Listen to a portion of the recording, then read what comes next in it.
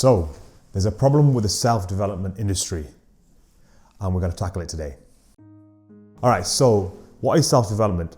Well, the definition that I found on Google is building skills that help us to achieve goals in life, success, and also fulfill certain parts of our dreams.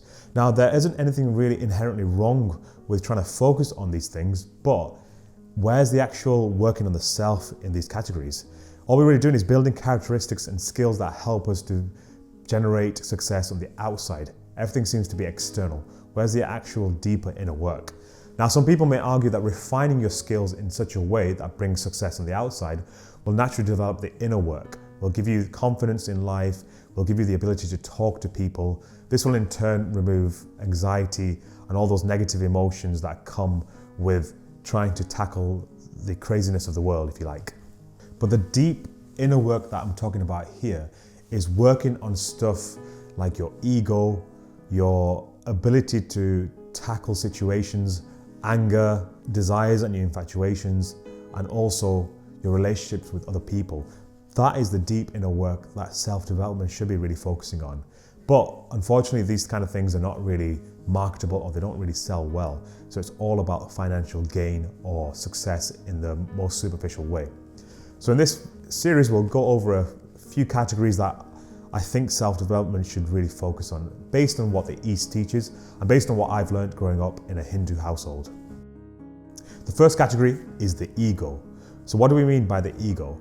Now, I'm not focusing on the ego as in just the negative side of one's personality. What I'm really focusing on is looking at the ego as the relationship between the person and the self, so the deep inner self. Now, this can manifest in different forms. So they say that we have different hats for different situations and different relationships and different interactions we have with different people. So who is the real self in that situation? And the further we go from the real self, the harder it becomes to try and come back to that.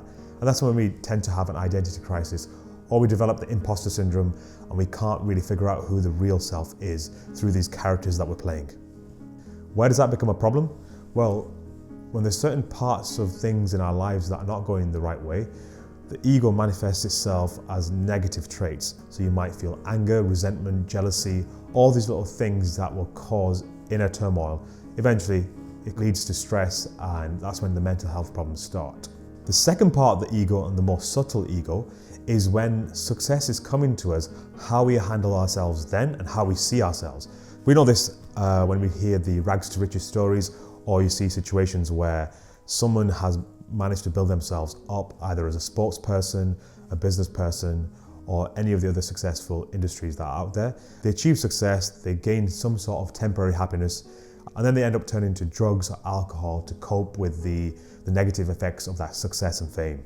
So, for example, you might be a philanthropist, but would you donate that money if your name wasn't recognized? If that check didn't have your name on it, or if someone didn't speak about your accolades and give you praise for what you've done, would you then be inclined to donating money in the same way? The answer for a lot of people is no. If we're not getting the achievement, if we're not getting the recognition, the success from giving, a lot of people will turn around and say, I wouldn't really give. So then, is the intention of giving pure in a sense? In the East, we're mainly focusing on blunting or destroying the ego. But in the West, it seems like ego is used as a platform to show people how powerful we are. And I think true power comes from when there is self-control and control of the ego. This moves us nicely onto the next category, which is always telling the truth. Now, this one, again, will sound quite trivial, but by speaking the truth, by aligning your thought, your word, and your deed or your action, then you're creating a space where everything is running fluently and smoothly.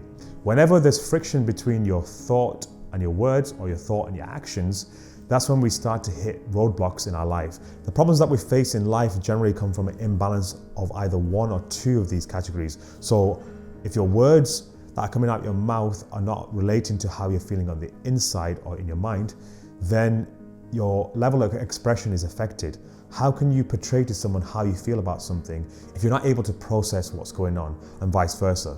If you're able to process something, but you're not able to communicate in an effective way, how can you really tell someone how you feel? This is largely happening because those three things are not in balance. Your word, your thought, and your deed. They generally need to be in alignment. So then the person that you are on the inside can also manifest on the outside. Everything works in harmony. Now, when it comes to speaking the truth, it's also circumstantial. If what you're going to say is going to hurt someone and you know it's going to hurt someone, then we need to think about whether whatever that you're going to say, does it actually need to be said? Obviously, there are situations where the truth is probably going to hurt someone temporarily, but long term it's going to be beneficial. Then in that situation, fine, speak the truth. But then again, there are situations where the ego is driving the thought process, which is causing you to say something which ends up not being very pleasant. This moves us on to the third category of non-violence. Now, I don't just mean non-violence externally towards other people or other creatures. I also mean non-violence towards oneself. So how you speak to yourself, both in a negative way and a positive way.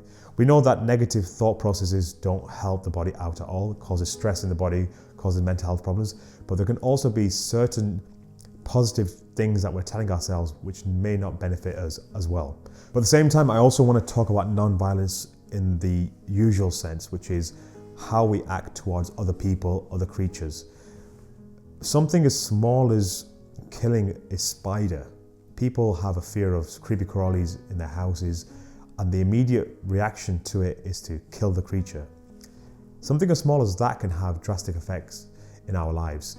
When someone or something enters our lives that catches us off guard, our immediate reaction to that is to distance ourselves from that situation as opposed to tackling that situation for what it is. And in that situation with a spider, there are many ways of removing that obstacle without having to resort to violence or killing that thing. And again, this might sound very trivial or will seem as though, how has that got any relationship to me performing non-violence towards, human beings or other people or even myself? Well, your interaction with the world comes through the lens that you see the world through. So if small little insects or creepy crawlies have such a big reaction inside of you, then that's telling you that there's a deeper problem that's going on in the inside, which is causing us to react in a violent way to deal with that situation. For a lot of people, this manifests in relationships. When you're in a romantic relationship with someone, your relationship with your parents, your relationship with your siblings or loved ones, there are certain situations where you feel like you're backed into a corner, and that's when the light's just gone out. The fourth category is self-control. So in the East, we have this term called brahmacharya, which basically means celibacy in the surface sense, but also it means full control over one's emotions, one's infatuation towards sense gratification, i.e. what kind of things that we listen to, consume, smell, touch. When there is sense gratification at the forefront of all the decisions that we're making, this is when we get into situations where we are either excessively gaining weight, or we get into situations where we're addicted to pornography, or we feel the need to abuse ourselves with alcohol or numb the inner senses. Now, the way we deal with self-control in terms of dealing with the mind's problems is to go through the body. So by performing austerities, i.e. fasting on food, but also fasting on words, being very cautious about what words we're using to communicate to other people. The biggest thing for me was tackling my issue of swearing or cursing.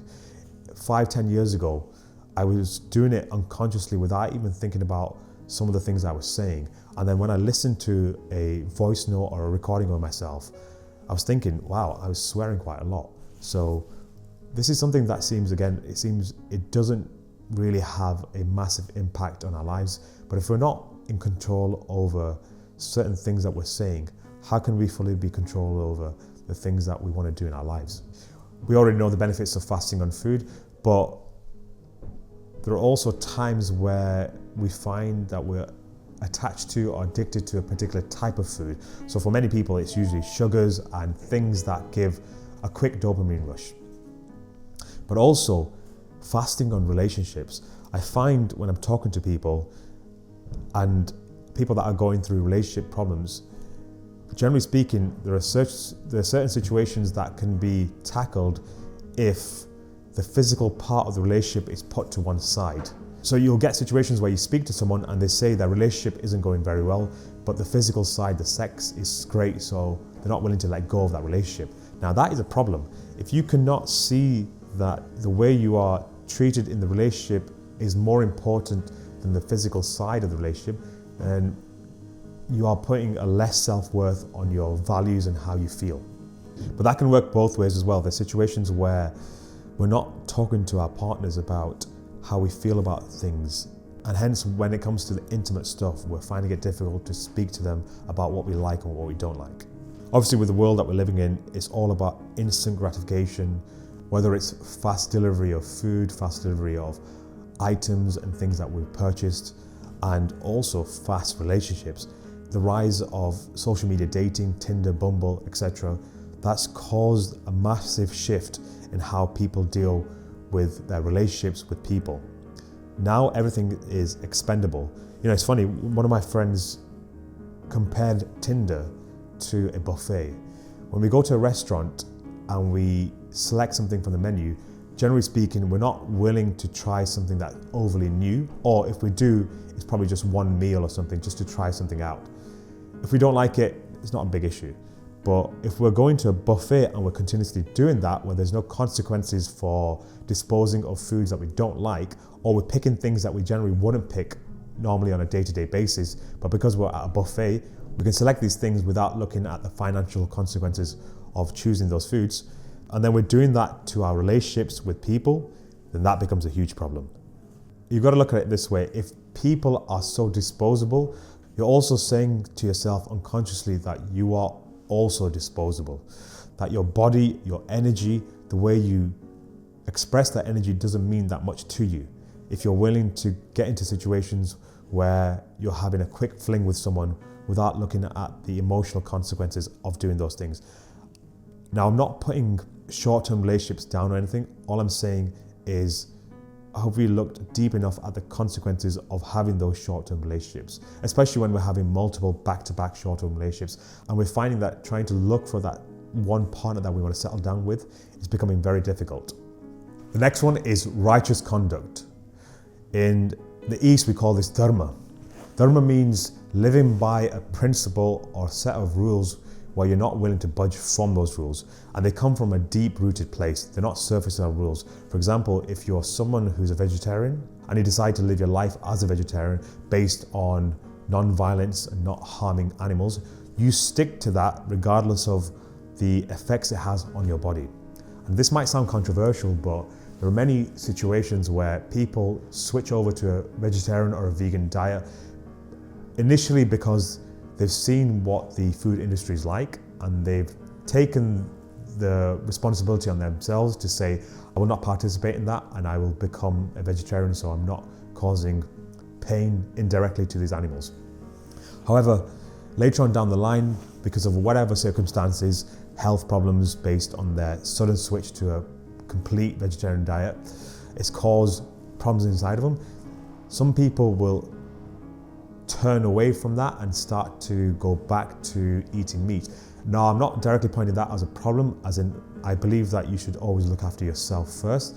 However, if you're living by this principle of non-violence, then you live with that without turning your back on it, regardless of what situation comes up. And this also will translate to other parts of your life.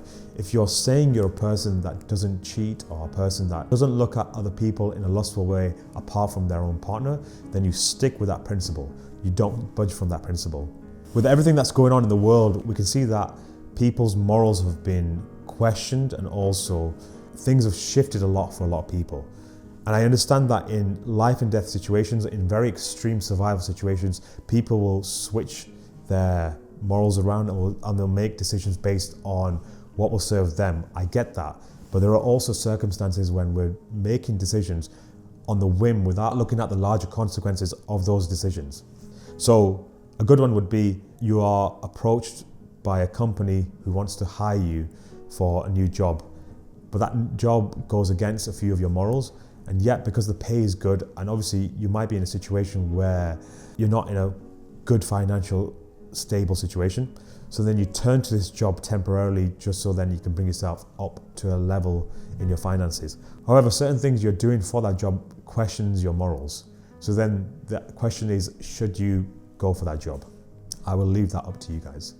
So whilst we're talking about moral conducts and codes, this will lead us into the next category, which is our relationship with our parents and our loved ones. A lot of us don't have great relationships with our parents. Based on whatever things we've gone through in childhood. You know, people hold on to a lot of childhood trauma, and this is one of the reasons why there's been a rise in this healing business. And I generally believe that people need to be healed from a lot of their traumas that they've gone through.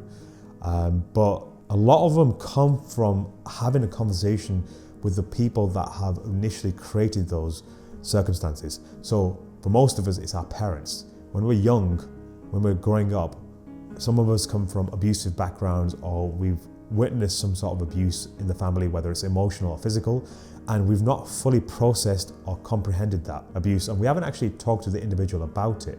And from that's created a friction between your family and you, or your parents and you, and we haven't fully addressed it inside of us. Whatever decisions I'm making in my life, if it hurts my parents or they don't like certain things, I should be also considerate about their emotions and their feelings.